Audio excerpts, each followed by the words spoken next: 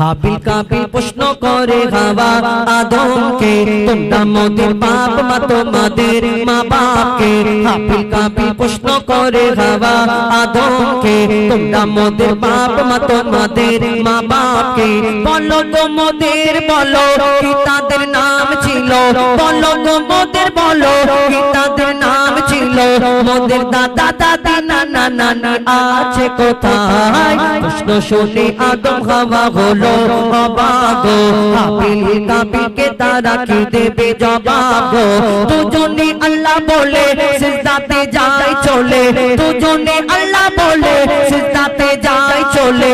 বল মাসুম ছেলে মোদের কাছে একে জানতে চায়। হাবিল কাবিল প্রশ্ন করে হাওয়া আদমকে, তোমরা মোদের বাপ মা তোমাদের মা বাপকে। পিতা আদম কি উত্তর দেয় কবি ছন্দের মাধ্যমে আরো কি লিখছে দেখো।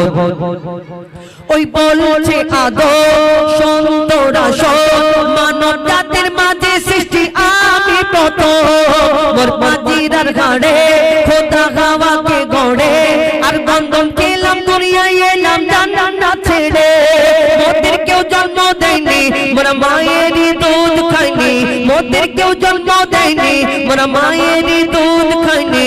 পাইনি মোরা মা বাপের ভালোবাসা, মোদের নেই বাবা মোরা এতিম দুজনা।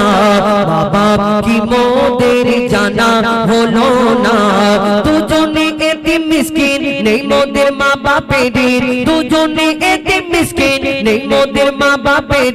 তাই মানব জাতির পিতা মাতা মোরা দুজনা। হাবিল কাবিল প্রশ্ন করে হাওয়া আদমকে, তোমরা মোদের বাপ মা তোমাদের মা বাপকে। আল্লাহ আদম নবীকে সৃষ্টি করবে, ফেরেশতাদের দুনিয়ার জমিন থেকে মাটি নিয়ে যেতে বললেন। আল্লাহকে ফেরেশতারা সেদিন বলে, আল্লাহ আমরা যে আপনার ইবাদত করি এতে কি আপনি সন্তুষ্ট নয়? আবার আপনি তো ওই আদমের আগে আদম নবীকে সৃষ্টি করার আগে আল্লাহ জিনেদের দুনিয়া বানিয়েছিল, আল্লাহ নাফরমানি করলো, আল্লাহ জিনেদের ধ্বংস করে দিতে বলল। ফেরেশতারা বলল যে আল্লাহ তুমি বললে জিনেদের ধ্বংস করার জন্য, জিনেরা তোমার ইবাদত করলো না, আবার বলছো আদম বানাবে, কেমন হবে না হবে, কেমন দেখতে হবে, আদম তোমার ইবাদত করবে কিনা? তখন আল্লাহ বলল আমি যা জানি তোমরা তা জানো না। কি উত্তর দেয়? তারপর কি হয় কবি ছন্দের মাধ্যমে লিখছে দেখো। ওমর আল্লাহ যখন বলে গড়ব আদম, ফেরেশতারা শুনে বাধা দিয়েছে তখন। বলে ওগো আল্লাহ পাক তুমি গড়েছো জিনজাত, উৎপাত করে তারা করে না ইবাদত। কি হবে গড়ে আদম সে কি আর মোদের মতো, কি হবে গড়ে আদম সে কি আর মোদের মতো। কি জানি দেখতে কেমন তার রূপ চেহারা, খোদা বলে আমি জানি তোমরা জানো না। আদম সৃষ্টি করা আমার আসল বাসনা, আমি যে গড়বো আদম সে মাখলুকে সর্বোত্তম।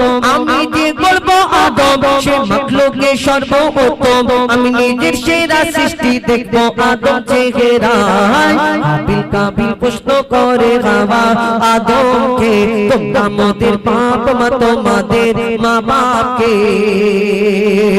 শেষ কথা আল্লাহ আদম নবীকে বানালেন, আবার ফেরেশতাদের ডেকে বলে আমার আদমকে সিজদা করে নাও।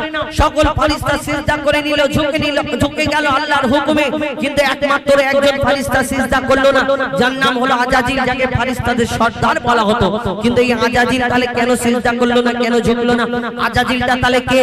আল্লাহ ওই যে জিনেদের ধ্বংস করার জন্য আল্লাহ হুকুম দিল, ওই জিনেদের মধ্যে সবাই ধ্বংস হলো।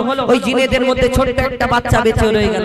এই বাচ্চাটা ইবাদত করার পরে কম বেশি 6 লক্ষ বছর ধরে ইবাদত করার পরে, যার নাম হলো আজাজিল, যাকে ফেরেশতাদের সর্দার বলা হতো, তার মনেতে এই অহংকার ছিল আমি জিন জাত, আমি আগুনের সৃষ্টি, আর আমি মাটির পুতুল, মাটির আদমকে সিজদা করব। এটা কেমন করে হয়? আল্লাহ কি জানে না আদমের থেকে আমি দামি? এই তার ভিতরে এই অহংকারটা ছিল। আল্লাহ অহংকারীকে পছন্দ করে না। তাহলে সেই আজাজিল সেদিন কি হলো? শেষ কথায় লিখছে দেখো। দিল আল্লাহ আওয়াজ, শোনো শোনো সবাই, দেখো আমার গড়া সৃষ্টির সেরা পাখি লোকের দার।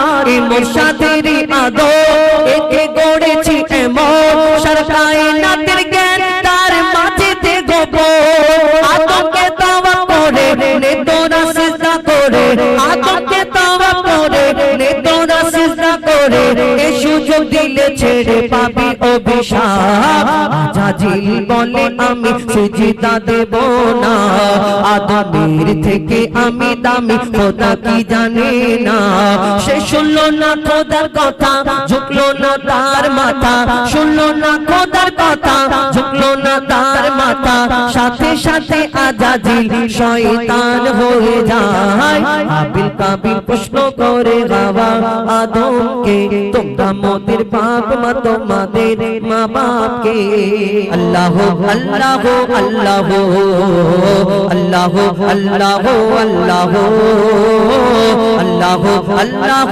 আল্লাহ আল্লাহ আল্লাহ আল্লাহ আল্লাহ আল্লাহ আল্লাহ জমিন আসমানেতে যা আছে যেখানে জমিন আসমানেতে যা আছে যেখানে তুমি সবার প্রভু আল্লাহ আল্লাহ আল্লাহ আল্লাহ আল্লাহ আল্লাহ আল্লাহ আল্লাহ আল্লাহ আল্লাহ আল্লাহ আল্লাহ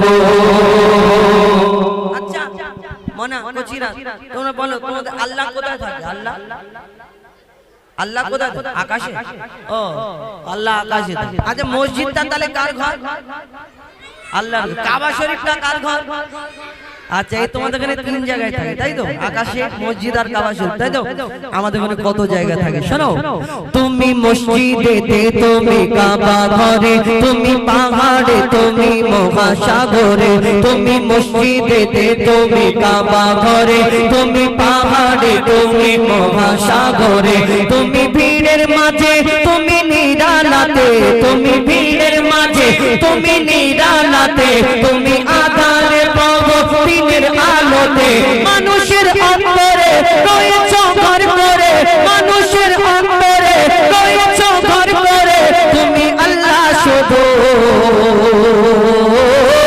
আল্লাহ আল্লাহ আল্লাহ আল্লাহ আল্লাহ আল্লাহ আল্লাহ আল্লাহ আল্লাহ আল্লাহ আল্লাহ আল্লাহ ইউনুস নবীকে বাঁচালে মাছের পেটে ইব্রাহিমকে বাঁচালে ওই আগুন থেকে ইউনুস নবীকে বাঁচালে মাছের পেটে ইব্রাহিমকে বাঁচালে ওই আগুন থেকে নমরুদকে মেরেছ এক মশার বাহানায় বিনা বাপে ঈসাকে পাঠানে ধরায় নমরুদকে মেরেছ এক মশার বাহানায় বিনা বাপে ঈসাকে পাঠানে ধরায় তুমি সবই পারো তুমি বাঁচা মারো তুমি সবই পারো তুমি বাঁচা মারো চলে জালালু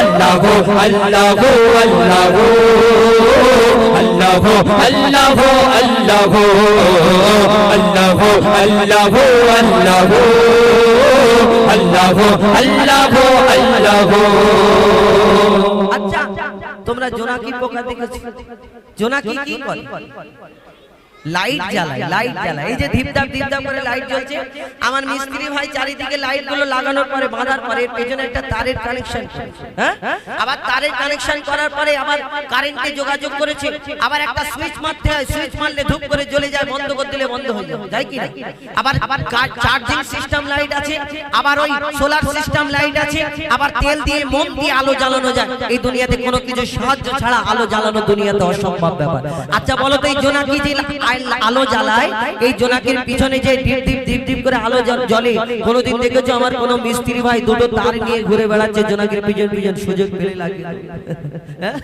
এরকম কোনোদিন দেখেছো জোনাকির পিছনে দুটো তারের এরকম কানেকশন ঝুলছে কোনো জায়গায় গিয়ে চার্জ দিয়ে না কোনোদিন কোনো চার্জিং পয়েন্টে গিয়ে বসে না তার প্রমাণ হলো এইটাই আমার আল্লাহ সব পারে এই দুনিয়াতে আমরা মানুষকে আল্লাহ এই দুনিয়াতে সৃষ্টি করেছে কিন্তু মানুষের মধ্যে কত ভাগ রয়েছে হিন্দু ইহুদি বৌদ্ধ খ্রিস্টান শিখ ইসাই, কিন্তু এই দুনিয়াতে আমরা মুসলমান এক আল্লাহকে বিশ্বাস করি। বাকি এক একজনের ধর্ম আমরা আলাদা কি করে বিশ্বাস বুঝতে পারি? এক একজনের ঈশ্বর ভগবান দেব দেবী গড ফাদার আলাদা আলাদা। সবাই আকারে বিশ্বাস করে, সূর্যকে বিশ্বাস করে, গরুকে, এই নদীকে, মূর্তিকে, এই দুনিয়ায় আসমান জমিন এক একজনের ঈশ্বর ভগবান, কিন্তু আমরা এক আল্লাহকে বিশ্বাস করি। কিন্তু কেন বিশ্বাস করি? আমার আল্লাহ সব পারে, তার প্রমাণ প্রত্যেক জায়গায় জায়গায় দিয়ে রেখেছি। কবি ছন্দের মাধ্যমে লিখছে দেখো, বিনা কারেন্টে জোনাকি বাতি জ্বালায়, বিনা খুঁটিতে আসমান কেমন ভেসে রয়। বিনা কারেন্টে জোনাকি বাতি জ্বালায়, বিনা খুঁটিতে আসমান কেমন ভেসে রয়। ঝিনুকের পেটে মুক্তা রাখে দয়াময়, ৭০০০ ধনমানিক রাখে সাপের মাথায়। ঝিনুকের পেটে মুক্তা রাখে দয়াময়, ৭০০০ ধনমানিক রাখে সাপের মাথায়। সূর্যের এত আলো কোথা থেকে এলো? সূর্যের এত আলো কোথা থেকে এলো? জানে আল্লাহ শুধু। আল্লাহ আল্লাহ আল্লাহ আল্লাহ আল্লাহ আল্লাহ আল্লাহ আল্লাহ আল্লাহ আল্লাহ আল্লাহ আল্লাহ আল্লাহ আল্লাহ।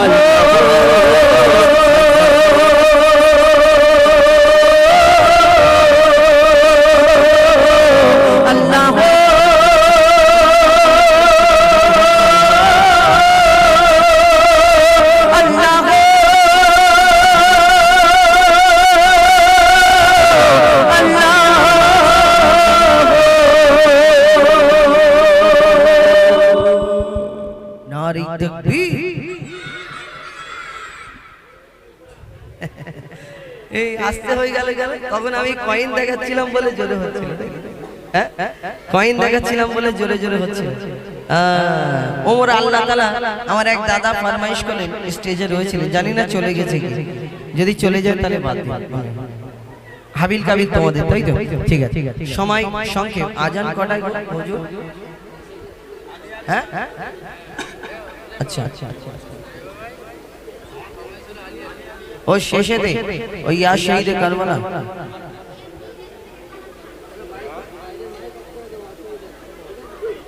গজল প্রতিযোগিতা আবার। আচ্ছা